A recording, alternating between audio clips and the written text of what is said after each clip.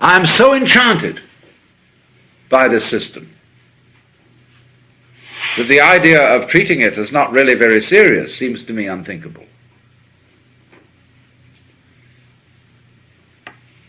Of course, you have to think that. It's like a hypnotist working on somebody and saying, you are not going to remember any of this conversation after you come to. And so he's put the suggestion into you that you forget the whole thing. So in the same way, the suggestion has been put into all of us that these rules that we have learned are sacrosanct. And that they don't say, you will not be able to think otherwise. They say they are true. They are the truth. You see? And that is the same function as the hypnotic suggestion put into us ever since we were receptive children.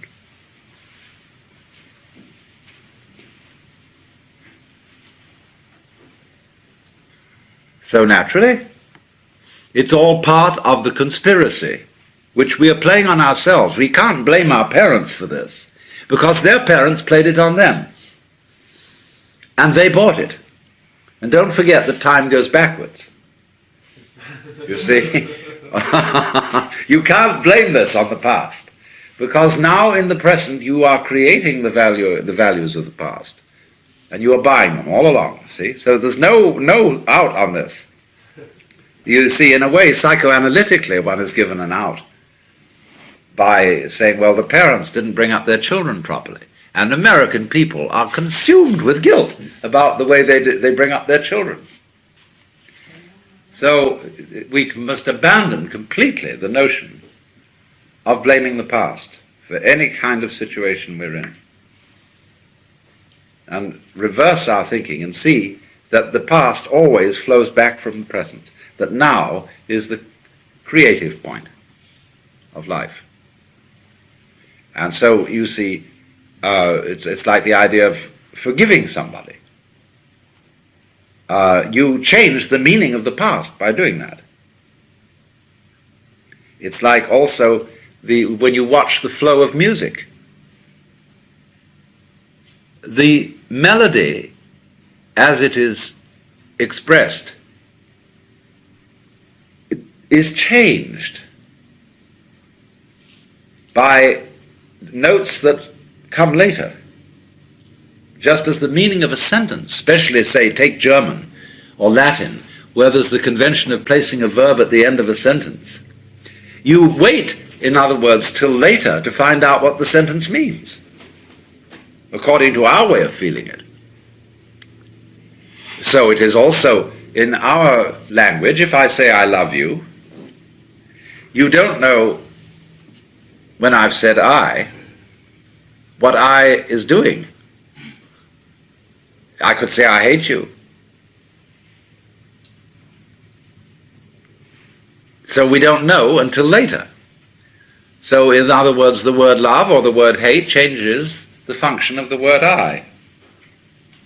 And then I was going to say, I love flowers. No, but I love you. You see? And so the word later changes the meaning of those that go before. The present is always changing the past. So, when you get the idea in your mind that the point of view I'm talking about is very difficult indeed to acquire, that idea is one you are putting there to stop yourself seeing the other point of view. And above all, you must not take that seriously. It is simply a method of postponing seeing the point now. So you have to see it now or never, because there is only now. If you say, well, tomorrow, the next day, maybe in another dozen lifetimes, I'll be ready. That means, simply and solely, I don't want to be bothered with it now, I'm even not interested in it now, so I've got an excuse for putting it off. Which is fine, that's perfectly okay. You can put it off. There is no reason, there is no compulsion why you should come out of this illusion. That's why Oriental people do not tend in the same way as Westerners to be missionaries and saying it's very urgent that you be saved. It isn't, unless you say so. I mean, unless you are so disturbed by the suffering and the problem of suffering that you've got to find some sort of escape. But if you don't want to, you can stay there. It's okay, there's lots of time. And maybe you'll see through it when you die. At least in the moment of death. You will see that it was all a fake. So, don't be scared about the idea of the difficulty of it. That's a red herring, and it's quite irrelevant. And I don't think that teachers should talk quite so much about this as they do. And saying, oh, this is going to take a long, long time and a lot of practice and many years. Maybe it will. Maybe it won't. But that's beside the point. Because it distracts. It's like telling somebody that this is a very difficult book to read and it requires immense powers of concentration. Well, that immediately kills your interest in it. Instead of if I would say, well, now this is a most extraordinary book. It's so fascinating. I've been working on it for years, and every time I just get so involved I can't drop the thing. Huh? I mean, that's a far more encouraging attitude to a student than, well, it's going to be very difficult. Except to very, very self-hating students who somehow perversely enjoy suffering through it. I suppose that's, of course, a way too, but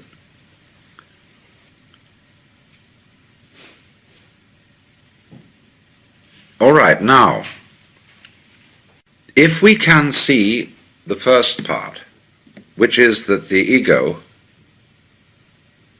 is purely fictitious, that it is a symbol or image of oneself, plus a sensation of muscular strain occasioned by trying to make this symbol an effective agent,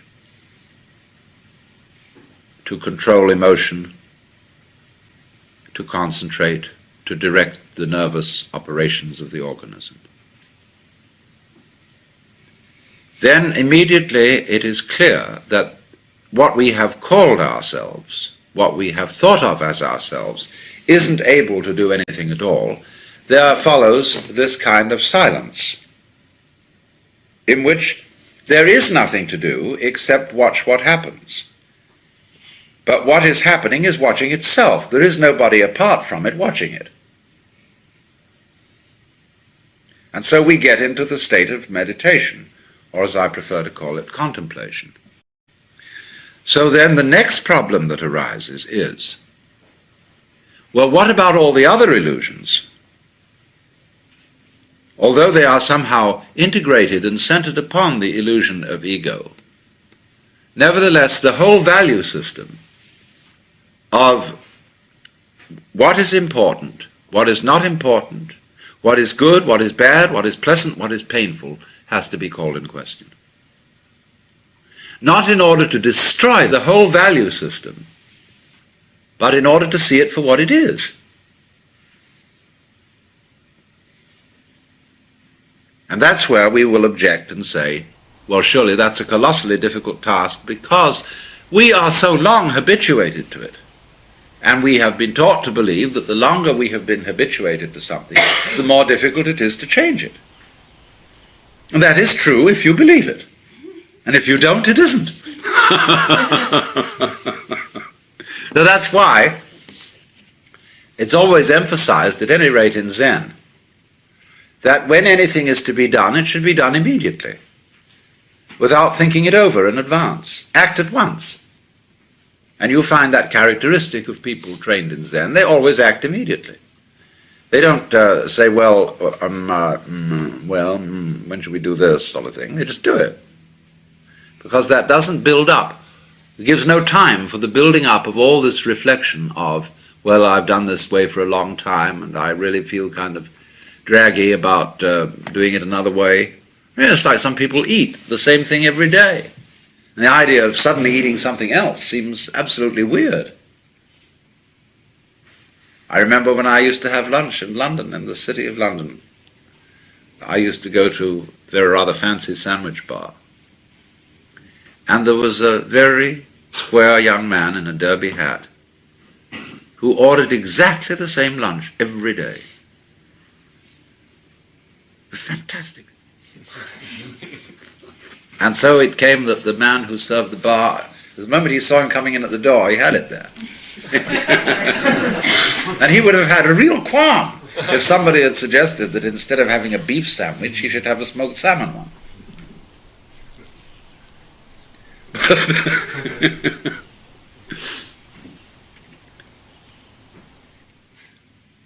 Now then, we get to this.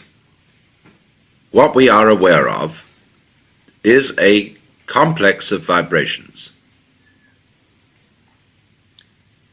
And we have been conditioned to call them graduatingly good, bad, pleasant, painful.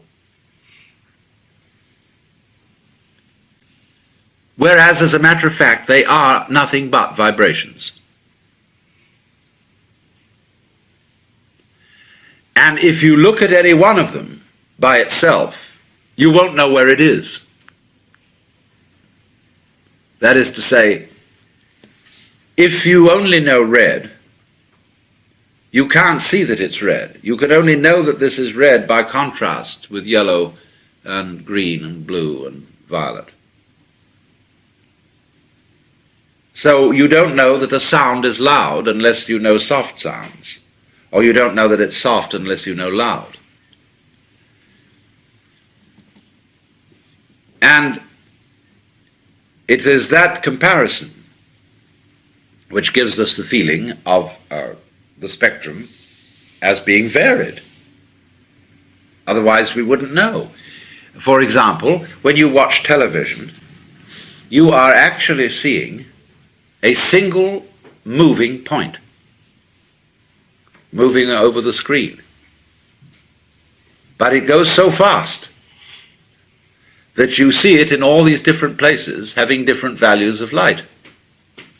But let us supposing there was someone whose retina was not retentive in this way. He would look at the screen and see the moving point of light and say to human beings, I don't see what you see in this.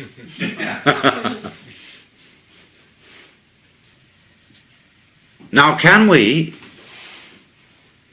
therefore, get back not only to the situation where we see that the ego is a mere construct, but also where we see that all the values we put on the vibrations are arbitrary,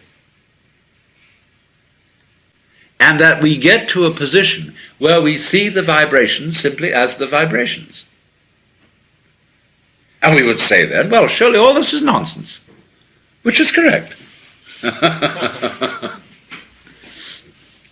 universe, is a kind of ba-doo-dee-da, ba-doo-dee-da, ba-doo-dee-da, ba-doo-dee-da, ba-doo-dee-da, going on in this fantastic way. This is why music can be used as a meditative technique. Because a lot of music is nonsense. It doesn't mean anything. But it can be very interesting. So can you get back again to recollecting from childhood your pleasure in events that from your present point of view you would call entirely meaningless? That you could listen to a sound like twanging metal and it goes boing, boing, boing, boing, and that's fascinating. Boing. It's just boing. And that's all it is. See? Now, if you can really get with boing, see, you can see the whole universe in boing. Really. Because every vibration that's possible implies all the others. And so, likewise, with the candle flame, with the reflection, with grain in wood, anything can, from this child point of view, be completely fascinating. Not because it means anything, but just for what it is that it is shaped so.